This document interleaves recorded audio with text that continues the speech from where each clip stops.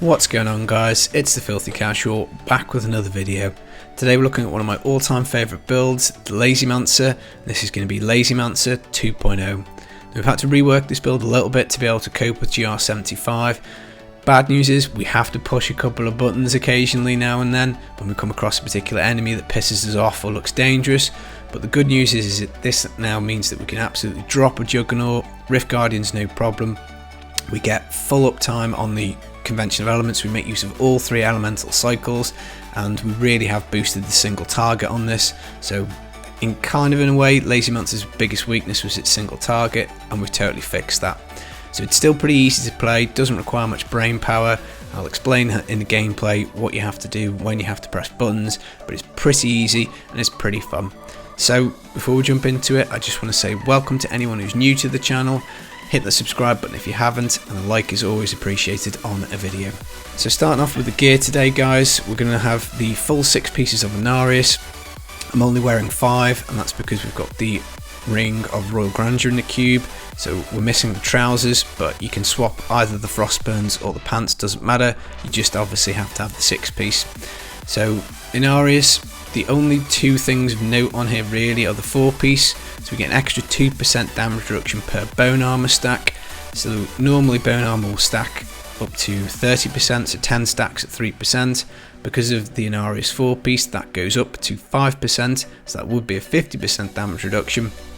But we're also going to be taking the Wisdom of Kalon. This is going to give us an extra 5 stacks, so 15 stacks, that's 75% damage reduction. It's really good survivability from the 4 piece. Now the 6 piece is where all the damage comes from. Bone armor, once it's activated, once you hit something with it, it then creates this swirling tornado of bone around you, and this damages enemies 10,000% from damage that they take from you, and this also applies to your damage over time effects. So the bone storm will swirl round and round the necro, and as you hit, you can apply 2 particular gems that do damage over time. So the first one is Pain Enhancer. What this does is whenever we crit, we deal weapon damage as physical over 3 seconds. And when we do crit, we also get this bleeding effect, and it increases our attack speed by 3% for every enemy within 20 yards. So the more enemies you can get bleeding, the quicker your attack speed, and the quicker the bone storm circles round. Obviously the more that circles round, the more you crit, and so on. So it becomes this kind of like stacking engine effect, which just gets quicker and quicker. Now the other damage over time effect we're going to be taking is the Gem of Officious Toxin. This is going to give us weapon damage over 10 seconds. We don't have to crit for this one, it's just applied every time we hit something, and it also gives us a 10% damage increase and a 10% damage reduction. It's really nice. So those 2 things pair together really well, because the Bone Storm goes around so quickly, it dumps out loads of hits, and that means that we can dump quite a lot of damage, and it's great for just melting trash. You just walk through it and it just blows up. It's really nice. So we need to look at the rest of the multipliers in the build. We're going to be taking a Tragul's Corroded Fang. This is going to give us 200% extra damage against cursed enemies. There will always be a cursed enemy in our Bone Nado range, so this multiplier will be up all of the time. We're also going to take Rylaiana's Shadow Hook. This is an extra 0.5% of damage per point of essence. So I'm getting a little over 150% here, and that's because I'm missing essence off my scythe, so this again could be a little bit higher. We're also going to be taking a Crispin Sentence. This will give us double damage against slowed enemies, and it's also going to give us treble that against enemies that are under any other CC. That's going to be really nice. We're going to be taking a Convention of Elements, which, as I say, we're going to get great utility out of, because the Pain Enhancer hits for physical, so that's going to cover our physical rotation. The Toxin hits for poison, that's going to cover the poison rotation. When we get to the single target mechanics and skills, I'll show you how we're going to use cold as well. We get great use out of this item, really good.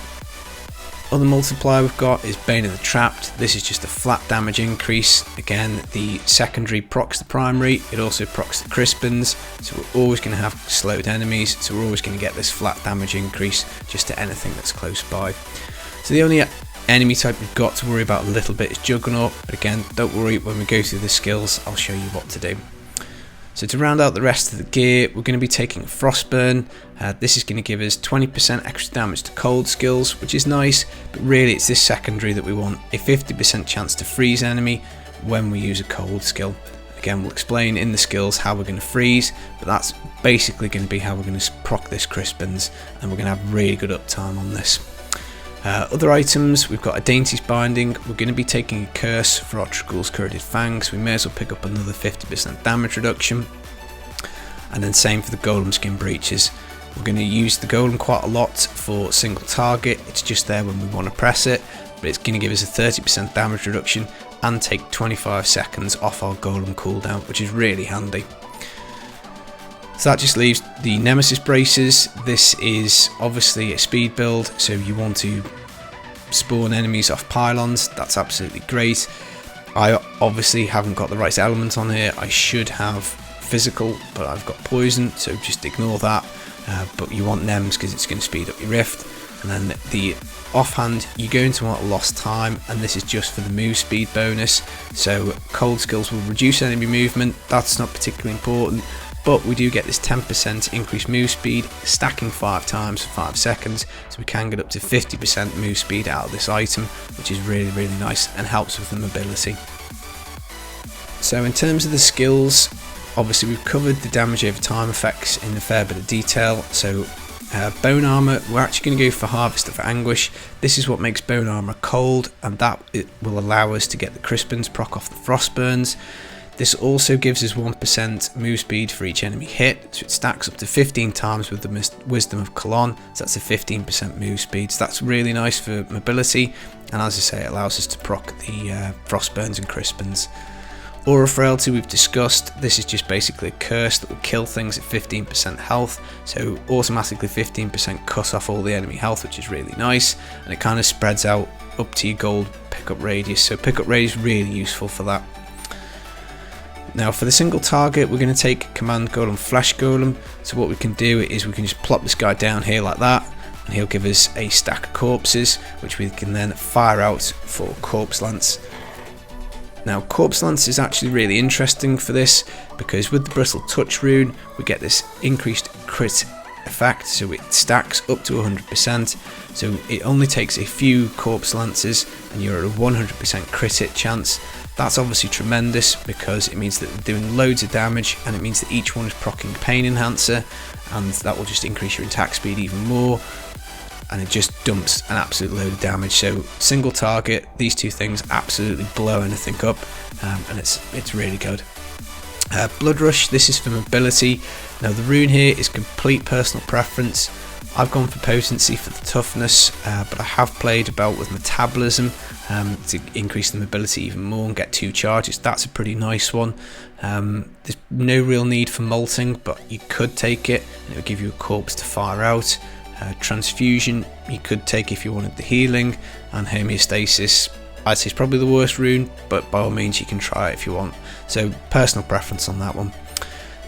Land of the Dead Frozen Lands. This is useful for 2 or 3 situations, so use it at the start of the rift. It will freeze the screen. That will allow you to get your bone armor stacks up to 15, because without them you're not going to have any damage reduction, or you're not going to have much damage reduction, and you'll probably get flattened. It's also really nice because it means you can use as many Corpse Lances as you want, so it's obviously God mode when you've got it on, screen is frozen and you Corpse Lance everything to death.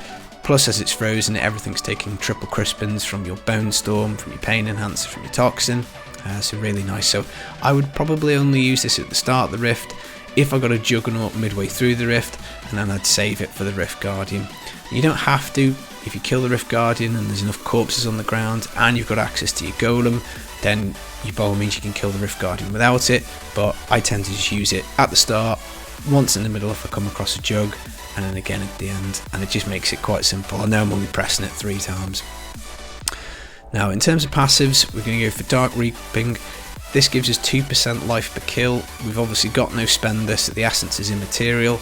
It's just a bit of regen, it's just some recovery really. In Arius, you've got to be up close to tag with your bone armor, so you're just in the middle of stuff all the time. So what I find is that the regen is quite useful. Overwhelming Essence, this increases our essence by 40. More essence is more juice.